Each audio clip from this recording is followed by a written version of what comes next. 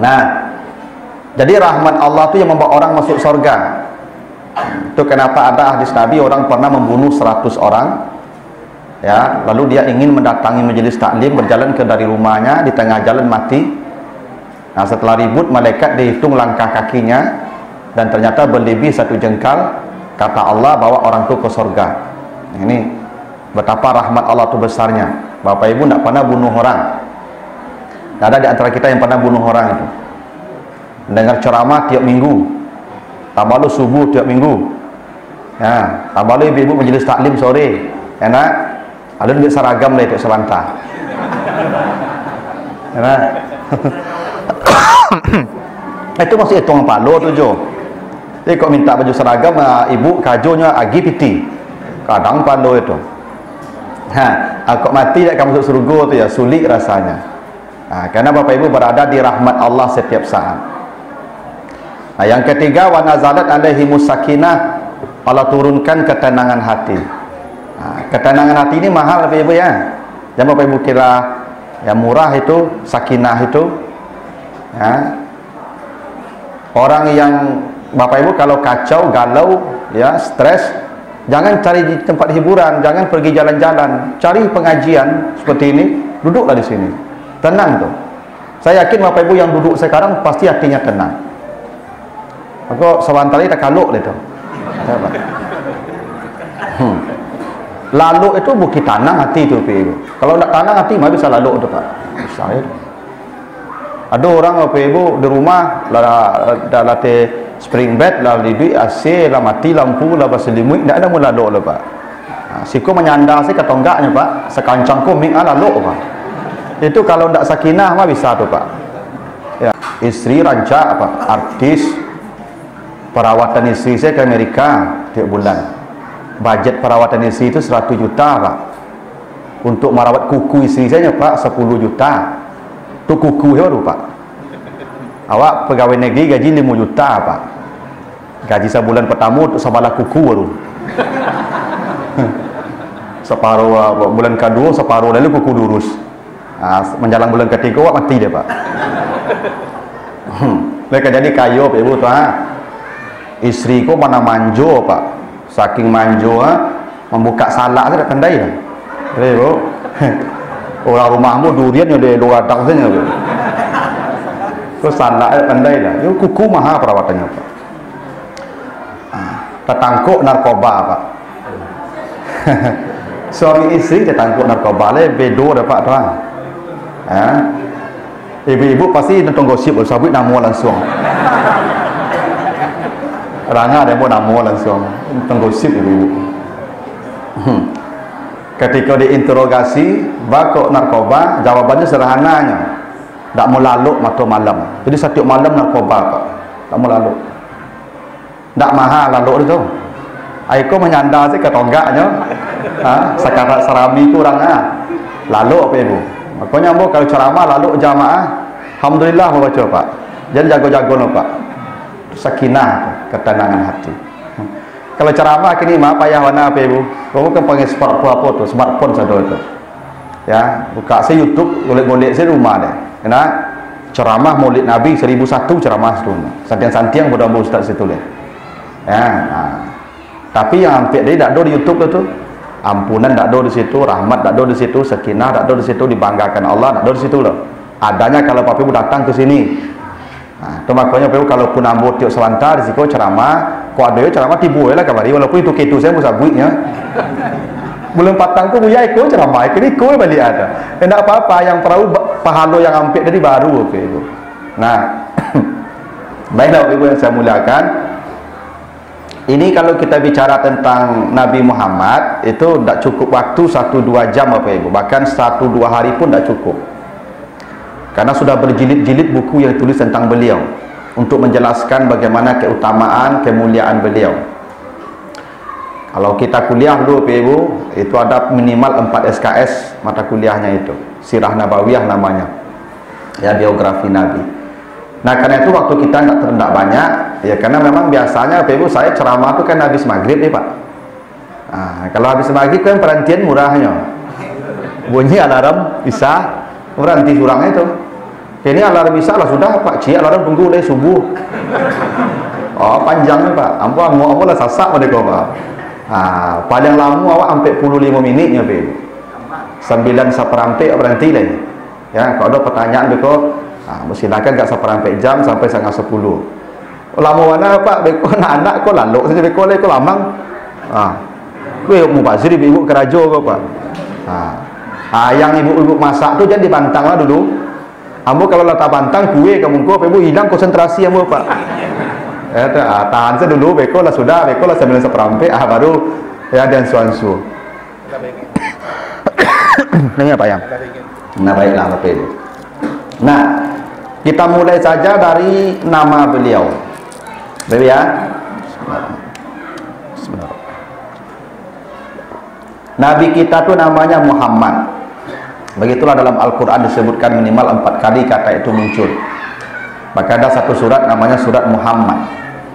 Ya, Muhammad itu arti harfiahnya sesuatu yang dipuji. Namanya isim maf'ul, kata sifat itu, adjektif, sesuatu yang dipuji. Sesuatu yang dipuji itu ada 2 namanya, ada 2 katanya dalam bahasa Arab. Ada Mahmud, ada Muhammad, dua-duanya sama-sama isim maf'ul. Jadi ada Mahmud, ada nama orang Mahmud juga Pak ya, sama artinya itu, yang dipuji. Tapi Allah tidak memberi nama Nabi kita dengan Mahmud, tapi diberi nama Muhammad. Bedanya apa? Kalau Mahmud itu namanya mujarrad. Mujarrad itu standar, sekali saja dipuji, namanya Mahmud. Kalau Muhammad itu namanya mazid, plus taksir maknanya, banyak, sering, terus, dan selalu akan dipuji. Itu bedanya. Kenapa Nabi kita disebut Muhammad? Karena Nabi Muhammad itu sangat banyak dipuji, terus akan dipuji, selalu dipuji, dan tidak akan pernah berhenti dipuji.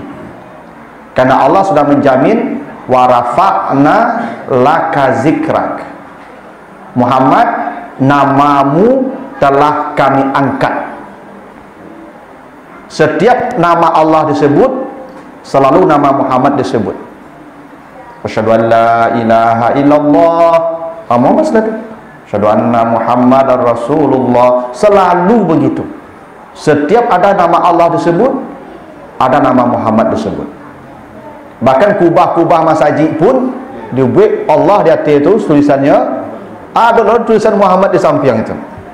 Itu buktinya Nabi Muhammad itu bukan hanya dipuji makhluk, Allah dan para malaikat pun akan terus dan selalu memuji beliau.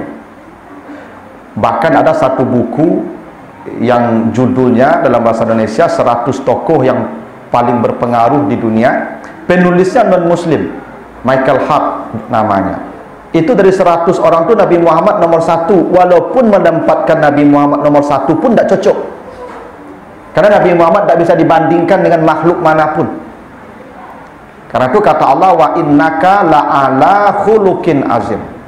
Engkau Muhammad di puncak akhlak.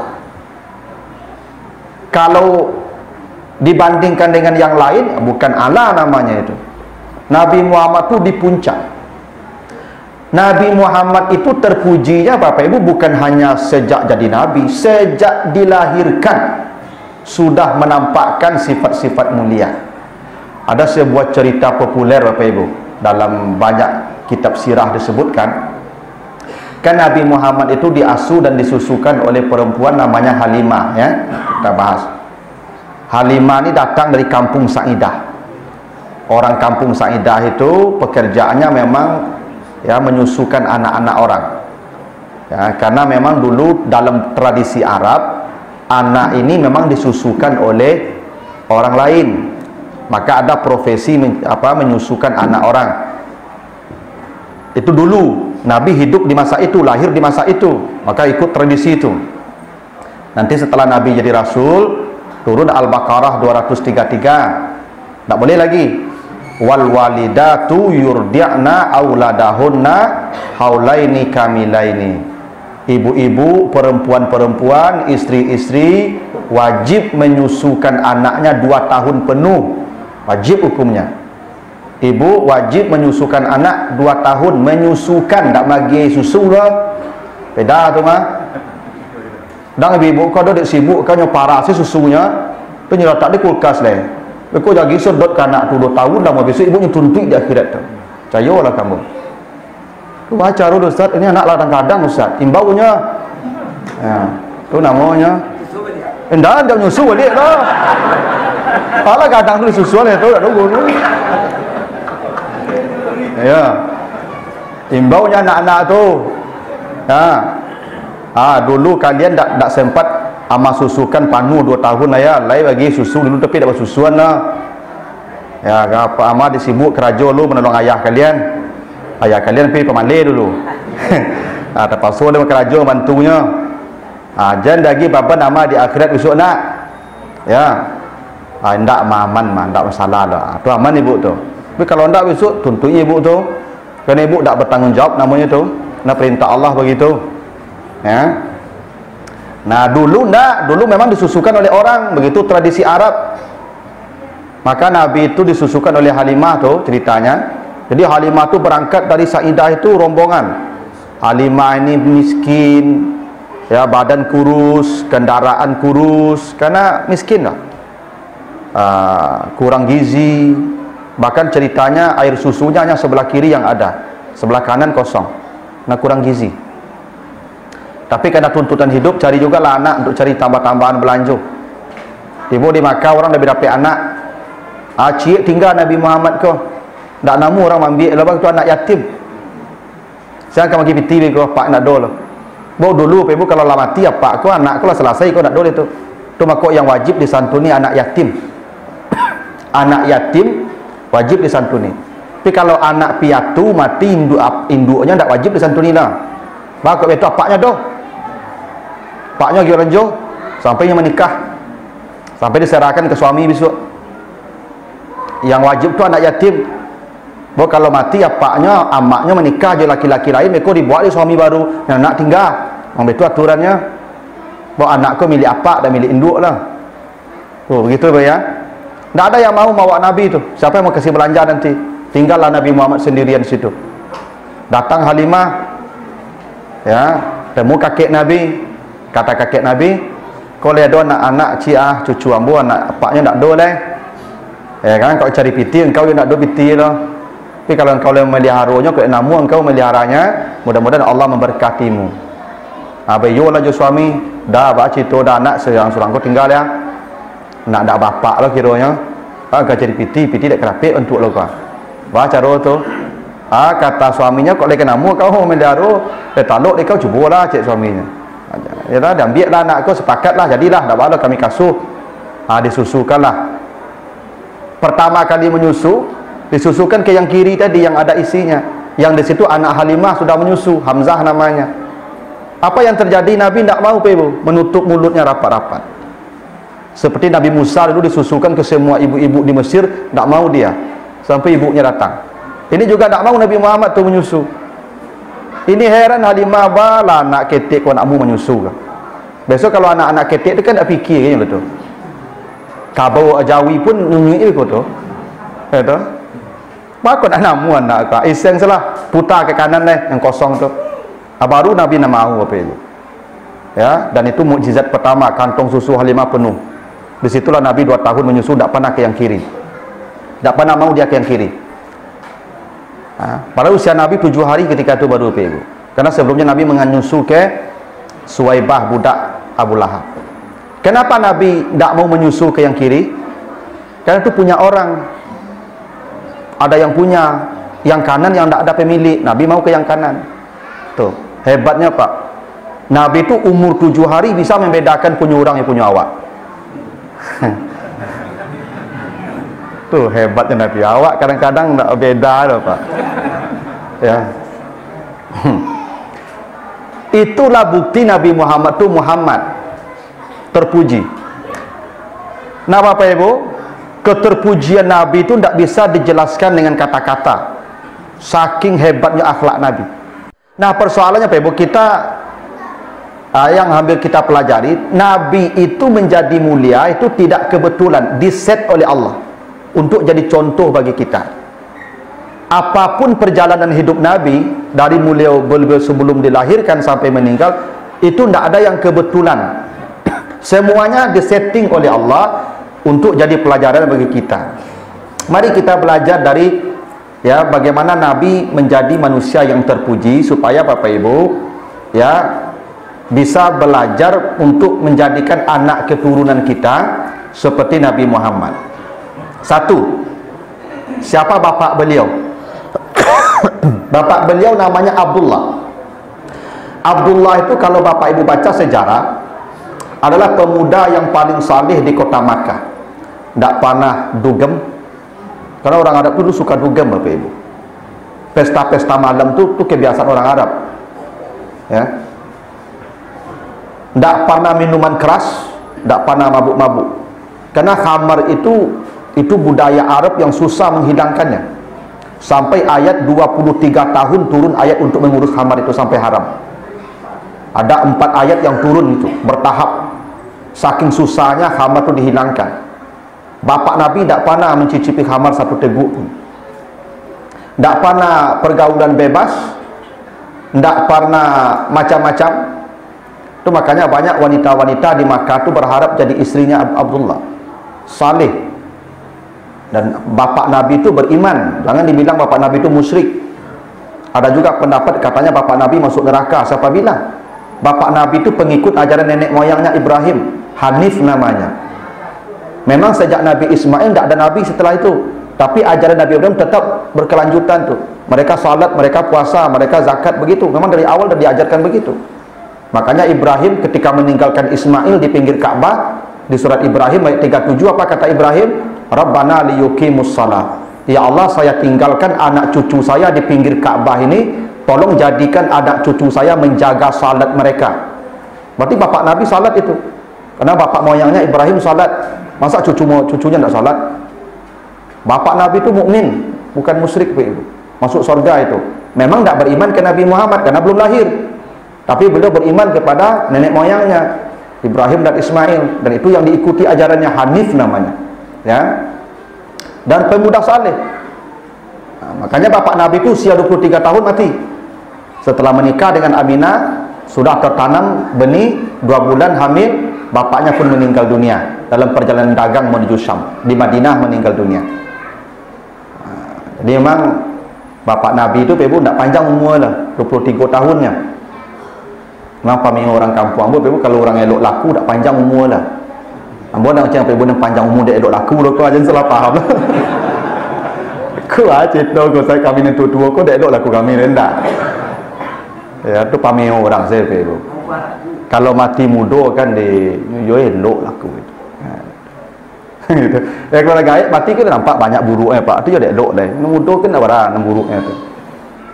Nah, jadi Abdullah tu saleh Ibu. Laki-laki yang sangat baik. Aminah ibu Nabi juga perempuan salihah, maka namanya Aminah, yang jujur. Aminah itu juga sama. Ada satu tradisi bagi orang Arab dulu, wanita-wanita Arab, namanya tabarruj. Wala tabarraj wala tabarrajna tabarrujal jahiliyah. Perempuan-perempuan dulu tu Ibu suka berpakaian yang menarik perhatian laki-laki. Itu tradisi orang Arab di dulu begitu. Pakai galang di kaki, pakai ko. Nah, Aminah tidak pernah. Aminah itu perempuan yang baik. Maka dari Abdullah, bibit yang baik, ketemu Aminah, lahan yang baik, baru lahirlah Muhammad, orang yang terpuji. Tidak bisa Bapak Ibu kalau ingin mendapatkan keturunan seperti Muhammad terpuji, tidak kita siapkan lahan yang baik dan bibit yang baik. Itu kenapa dalam agama konsep memilih jodoh itu kata Allah, la tankihul musyrikat hatta yu'minna. Jangan kau menikah dengan perempuan yang agamanya tidak baik. Sesungguhnya budak kalau beriman baik, dia budak status seperti binatang, lebih baik itu dinikahi ketimbang budak walau a'jabatkum, walaupun budak ini mencengangkanmu, walaupun yang perempuan ini mencengangkanmu, yang musyrik tadi, cantiknya, kayanya, jabatannya, tapi agamanya tidak baik, budak nikahi. Makanya kata Nabi, nikahilah perempuan karena 4 ya. Tungkahul mar'atu li arba'in, nikahi perempuan karena 4. Li jamaliha, karena cantiknya. Limaliha, karena kayanya. Ya, li hasabiha, karena keturunannya. Li diniha, karena agamanya. Tapi kata Nabi, fazfar bizatiddin, yang paling beruntung yang memilih agama, taribat yadah, dunia akhirat dia bahagia. Ya, itu makanya Bapak Ibu, agama itu nomor 1. Ya. Kalau rancak lama ya Bapak Ibu. Cantik kok paling hampir 5 nya. Tu kok boleh pandai perawatan tu. Lecok spa. Kalau wadak waris saya, wadak pipa saya tak mau lah Bapak Ibu. Ha. Lagi apa-apa malih bagi perawatan. Kata, "Dah apa-apa kau pak, nampak orang rumah kawan berkilik tu puji tu. Pancak muka ibu ndak rasih." Mengadu ibu tu, "Pak, kamu tanya ke ibunya perawatan kulit maka dokter 2 juta perawatan sekali itu perawatan." Oke, siapa? Aku mencintaimu apa adanya. Kalau laka kalau piti apa adanya, Pak. Ndak kalamu tak cantik tu loh. Harta kadang datang kadang pergi. Jabatan 2 periodenya, Pak. Minta 3 demo orang itu. Ya, Pak. Agama yang permanen Bapak Ibu. Maka kau cari minantu, Bapak Ibu, agamalah nomor 1. Kadang kini kau awak Bapak Ibu kalau cari minantu, Masya Allah. Mak rajo dokter 2 hari pesta Pak di gedung tu. Tapi rajo minantu ya, gari masaji mandoa ketik saja Pak. Nabi ayam je siku. Harusnya yang gari masaji itu seminggu pestanya Bapak Ibu. Ya. Bapak Ibu tahu enggak siapa orang yang paling aman di akhirat kelak di padang mahsyar? Sab'atun yuzilluhumullah fi zillihi yauma la zilla illa zillu. Ada 7 manusia yang diamankan Allah. Pertama, di hari berbangkit itu dia sudah diamankan oleh Allah. Bahkan dia boleh membawa orang yang dia sukai. Waradiyallahu qaulan. Siapa mereka? Syabun nasha'a fi ibadatillah. Anak muda yang taat beribadah. Jadi kalau Bapak Ibu dapatlah anak muda taat beribadah tu aman, mahal tu Bapak Ibu. Barang langka tu. Ya. Ya kalau dokter yang saleh tak apa-apa. Pengusaha saleh, perwira saleh tak apa-apa. Tapi kalau harus memilih dari yang semua itu, agamalah nomor 1. Tak mungkin Bapak Ibu mendapatkan keturunan yang baik kalau bibitnya, lahannya tidak disiapkan yang baik pula. Itu kenapa Nabi Muhammad tadi. Karena bapaknya Abdullah, ibunya Aminah. Itu Bapak Ibu. Jadi Bapak Ibu besok orientasinya tukar lah cari minantu. Ya. Kalau bisa kriteria cari minantu tu hafal Quran sekian juz. Wah mantap tuh. Ya kan? Baru karajonya. Yang kedua, Nabi Muhammad itu Bapak Ibu lembut, pribadi yang sangat lembut. Bapak Ibu kalau baca sejarah Nabi itu kelembutannya Masya Allah. Tak kaurang, tak kakawan, tak kalawan. Nabi itu misalnya begini, Nabi itu kan punya hater ya. Biasalah Bapak Ibu, sebaik-baik orang dia punya dua apa itu? 2 sisi. Ada fans, penggemar, ada hater. Ya. Pembenci. Saya ni Bapak Ibu, sebaik-baiknya saya, kalaupun saya baik, pasti ada yang benci saya, ada yang suka saya. Itu manusiawi. Manusiawi itu Pak. Abdul Samad tu santiang tu. Tapi coba cari di media sosial tu, sebanyak yang membencinya, sebanyak yang menyukainya. Dunia begitu aturannya. Jadi jangan Bapak Ibu berharap semua orang suka dengan kita. Aku tidak di dunia kita hidup itu. Jangan pernah berharap semua orang menyukai kita. Itu keliru Bapak Ibu itu. Adalah alami kalau ada orang benci kita, ada orang suka kita walaupun kita baik, itu dunia. Yang tidak ada begitu di sorga. Kata Allah, wa naza'na ma fi sudurihim min ghillin ikhwanan. Di sorga besok manusia tu tidak ada lagi yang bertengkar, tidak ada lagi yang saling membenci, semuanya ikhwan, bersaudara. Di sorga tu besok orang cupin-ipin siapa? Ngecek seorang betul. Ngecek seorang lain betul. Tu. Tapi kalau di dunia kau pak mengecek awak kena ngotak tu. Yang situ pak. Itu dunia. Jadi pak pengurus, jangan bapak ibu, jangan bapak pengurus kecewa kalau banyak yang mengkritik awak. Dunia itu. Ya. Jangan sampai bu, dan nak kaya di pengurus lah. Batu percuma sih obek eloknya, tak ada elok orang siko loh. Enak. Kalau semua kebaikan bapak ibu harus dipuji orang, pindahlah ke surga. Selama di dunia tak selalu orang suka dengan kita. Dan kita begitu, semua begitu Bapak Ibu. Kalau disurvei jujur kini kau yang hadir kini kau nak satu suku jambo lo kau. Saya lah. Ambo tak tahu iti hati Bapak Ibu lo kau. Tapi kok jujur kini kau disurvei kini kau, ambo yakin separuh tak suku jambo. Tapi tibo kamari dek sagan kadang-kadang, ya toh, bukan dek ingin menang ambo. Dan itu dunia, tak perlu kita kecil hati Nabi Muhammad itu sebaik-baik manusia, tapi pembencinya tidak sedikit. Dan itu risiko kita. Jadi Bapak Ibu jangan ya kita kemudian kalau mohon maaf nih ya kalau jadi pejabat, jadi penguasa, lalu banyak orang yang tidak ketuju mengkritik awak Pak.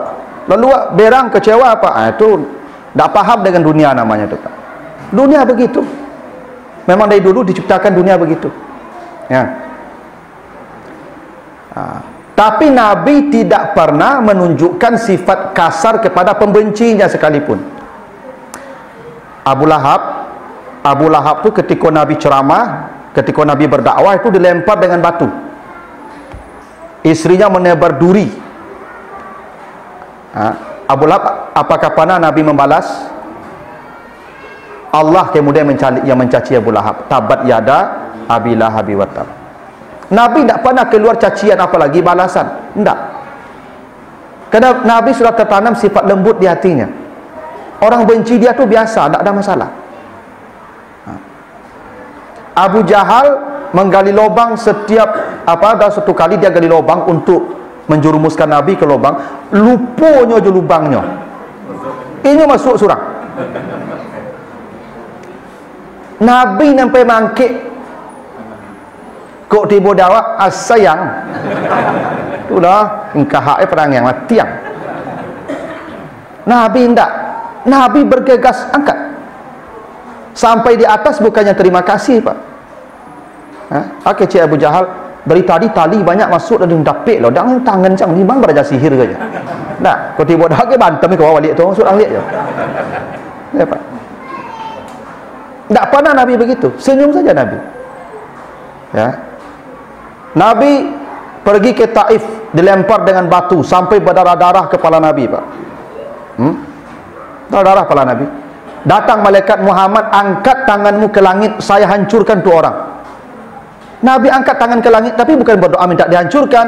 Allah mahdini qaumi fa innahum la ya'lamun. Ya Allah, beri mereka hidayah ya Allah. Mereka menyakiti saya bukan karena mereka kasar, karena mereka tidak tahu saja. Andai mereka tidak beriman, mungkin anak cucunya beriman. Kok tiba dawak tu dapat tawaran menarik model tu. Berdarah palu apa ibu? Tiba malaikat dan hancur orang gua. Pakai jawab tandihan, itu nak. Ya. Nabi tidak apa ibu. Itu kelembutan Nabi Pak. Hingga orang yang membencinya pun, Nabi Nuh Pak, ketika Nabi Nuh disakiti oleh kaumnya, apa kata Nabi Nuh berdoa kepada Allah? Ya Allah, la tazar fil ardi minal kafirina dayyara. Ya Allah, jangan satu pun orang kafir tinggalkan di muka bumi ini. Hinakan, hancurkan mereka semua. Maka datanglah banjir besar itu, hilang semua. Itu karena Nabi Nuh berdoa, habiskan mereka semua. Nabi Muhammad tidak. Itu lembutnya hati Nabi Pak. Nabi pernah dilempar dengan kotoran onta setiap saat pagi-pagi kena kotoran nontak. Suatu pagi tak ada ciri unta tabang leh. Tanya ma orang gua cik Nabi. Tak ada ciri unta tiba pagi kalau. Kira sakit orang tu. Habis salat subuh Nabi orang pertama yang menjenguk dia. Kok tiba dia awak? Lah. Saya cuba lah jang. Ini kan kurang ajar saya.